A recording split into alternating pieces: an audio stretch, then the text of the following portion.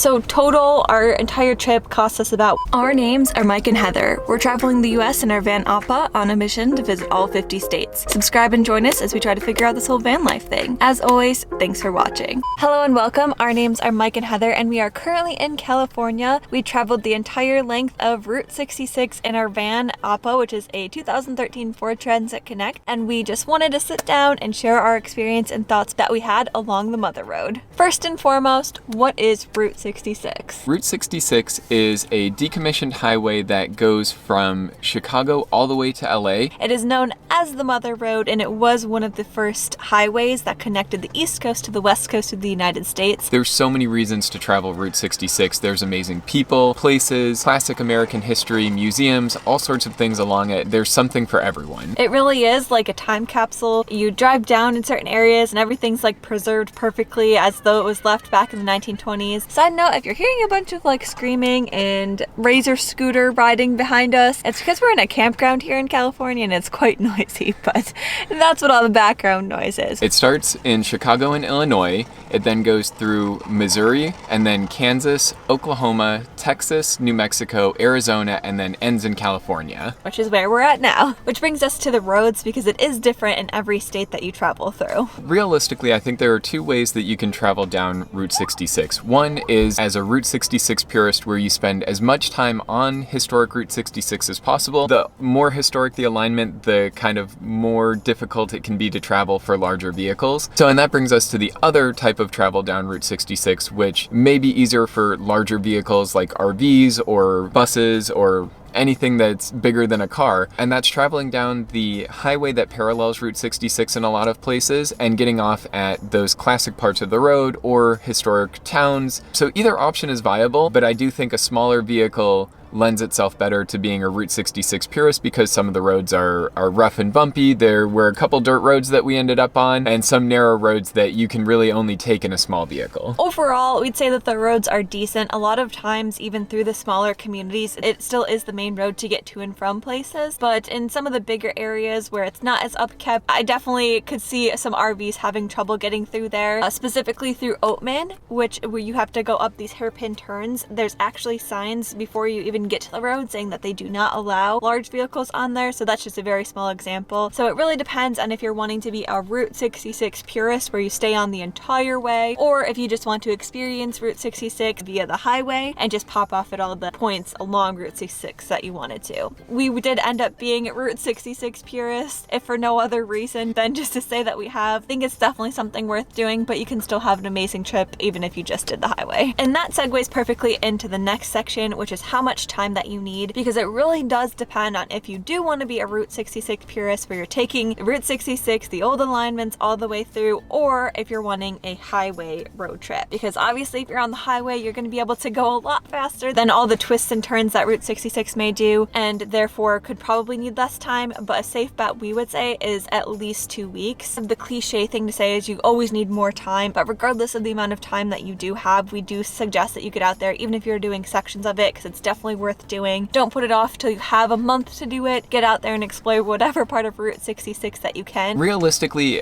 an ideal Route 66 journey would be every day is kind of a Sunday drive where you're just casually making your way down the road and stopping at things that look interesting. But of course, real life makes that sort of difficult. So 2 weeks is absolutely the minimum. And we still feel like we have things that we would love to go back and spend more time with. And maybe a month would be what would be the most ideal, but that's probably impossible for most people to be able to set aside time to do. So now that we're on the topic of time, the next section that we have is parts that we would skip. So are there any parts that you would skip along Route 66 to save some time, or that you wish that we kind of didn't spend as much time at so we could have more time at another place? Because we really had the goal of driving the entire length of historic Route 66, there were areas where you would be on a frontage road next to the highway, just switching sides as the highway is moving along next to you, and it was a little bit tedious best feeling at those times. I think there was a stretch in Missouri, especially, that we noticed that, where if we were to do it again, it probably would just be easier to get on the highway at that point. You weren't missing any historic sites because you're literally just driving 8 or 10 miles on one side of the highway, going over the ramp to the other side, and doing the same thing for at least 100 miles. So I think an area like that, you wouldn't really be missing out on sites or anything by getting on the highway. So I think that's something that if we were to do again would maybe be an option. It's kind of hard to pick a specific location because there's so much interesting things happening along Route 66 that what isn't maybe the most exciting or interesting for me might be different for someone else. So kind of as a cop-out, I would say skipping those frontage sections or parts of Route 66 that really just do parallel the highway and you can get the same views and experience from the interstate. The thing that I would personally skip would be Las Vegas. So a very popular thing to do along Route 66 is also to jet up to Las Vegas, which is something that we did. We had both never been there before, so we're like, hey, we're gonna be close enough there. Why don't we pop on up? Which, to be fair, it's only about 2 hours off of Route 66. But the reason why I would say skip it is because it would give us a day and a half to 2 days more on Route 66 to be able to take it a little bit slower. You don't need to be on a road trip to go to Las Vegas. It could almost be its own separate vacation or destination in itself. So I personally would have skipped Las Vegas and just took the extra 2 days to have along Route 66 instead of cramming it into our Route 66 travels. And I don't regret it, but if I could do it again, that'd be something that I'd cut out. So the opposite of that now is, what are some absolute must-dos, cannot skip along Route 66? So again, I think that this is something that's going to be a little bit different for everyone, but for me, the moments that really stuck with me and had the most impact were the personal moments that you had at different stops. Probably the absolute best one, and just as a stop in general, is Seligman, Arizona.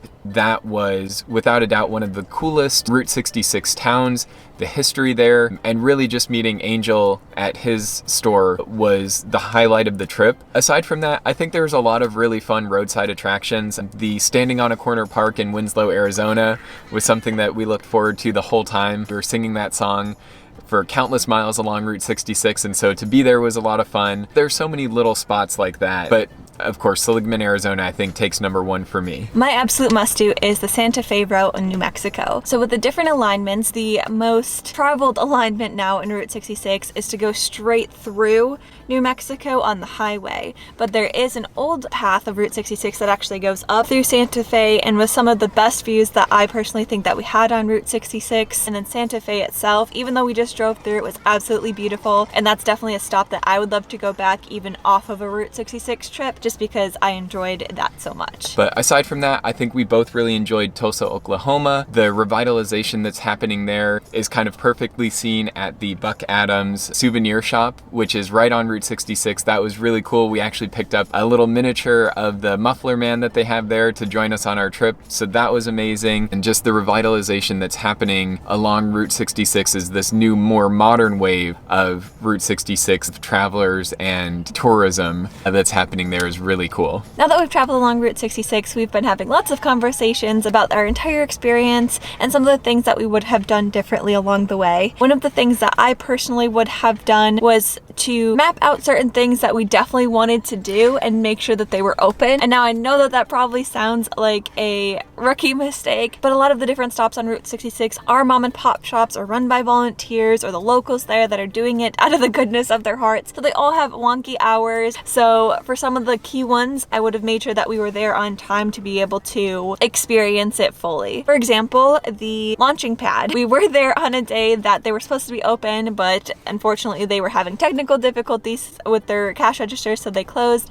So we didn't get to go to the launching pad inside it at least. And then the next day was a Thursday, which is the day that they were closed. So because of that, we couldn't even stay a day. So that's just one example. But then also like Oatman, which is the place where there's wild donkeys everywhere that you can go pet and feed. So we still got to experience the donkeys, which was one of my favorite things to do along Route 66. But we were there actually an hour after they closed. They closed at 5 and we got there at 6. So we didn't actually get to feed them because you can actually buy little hay cubes if I wanted them to be my highlights. I wish I would have made better planning or better notes on, hey, we need to get to Oatman before 5, or hey, the launching pad is closed on Thursday. Why don't we make sure that we're there on Friday and through Saturday? So that way, for whatever reason it's closed, we can visit it the next day. Make sure you have a few buffer buffer days if you can schedule them in, just to give yourself time to catch up if you fall behind, or to give yourself leeway if you need to stay a little bit later in your journey to catch one of those things that was on your must-do list. Because of the nature of Route 66, there's 100% chance that something you want to do isn't going to be open, or you're going to get there too late, or something is going to happen so you don't have the opportunity to do that. So scheduling your must-dos will help avoid that for the most part. On the flip side, you kind of just have to go with it in some cases, where if it's not available, you kind of just have to move on and plan to come back again, which is what we are, I think, going to be ending up doing for more than a few stops. Just make sure that you're enjoying your trip and don't get too hung up on any of the things you miss. For me, I would say, because we stayed in our van every night, one of the things that I would do differently if we were to go back and redo the trip, or in the future when we do the trip again, would be making sure to schedule at least one night in a classic motel. I think RVers or van lifers are definitely susceptible to just finding places to camp for the night, which is what we ended up doing, and you miss one of the key components of Route 66, which were the motels.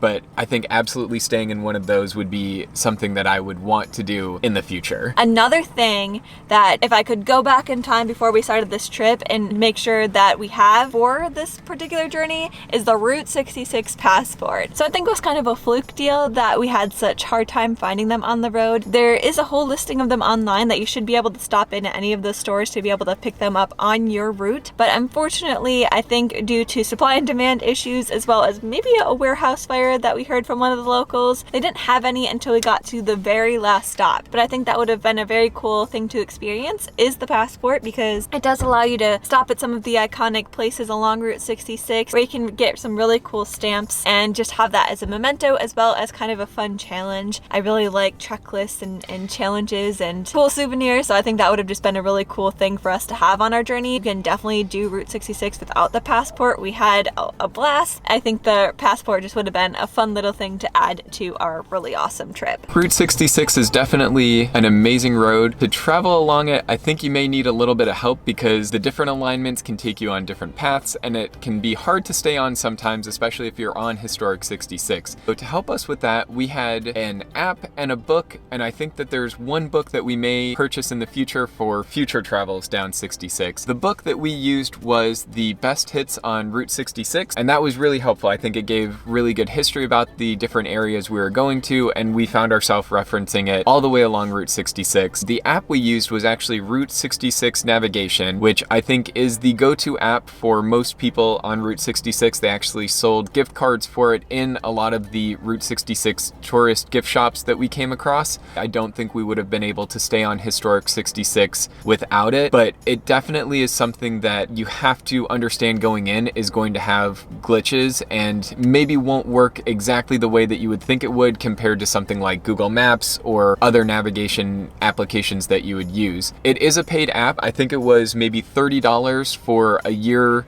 subscription to it, or $20 for a week.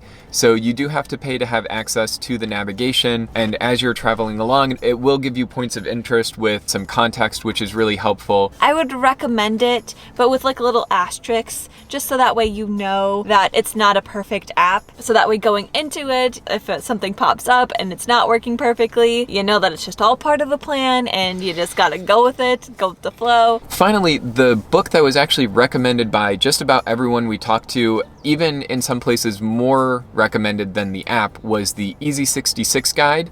Gives you a lot of just additional information and is probably the way we would go on our next time down Route 66, but then you get to introduce human error of whether or not you can read a map. So for us, that may have been even more difficult than following the app. In addition to the $30 that we spent on the navigation app, we did spend quite a bit more on our entire trip. So that segues perfectly into our next topic, which is how much money did we spend along Route 66? The amount of money that each person spends on Route 66 is going to depend on the person. For us, we didn't spend any money on lodgings. We just stayed out of the van every night. I think we maybe booked one campsite that was $15, but we didn't spend anything else aside from that. So that was something that was able to keep our cost of travel very low. I would add the caveat that next time I would stay in a hotel room, so that would be at least one night of that cost. but we made a lot of food ourselves, so we didn't eat diners very often, but I think most diners for 2 people would probably be around $30 for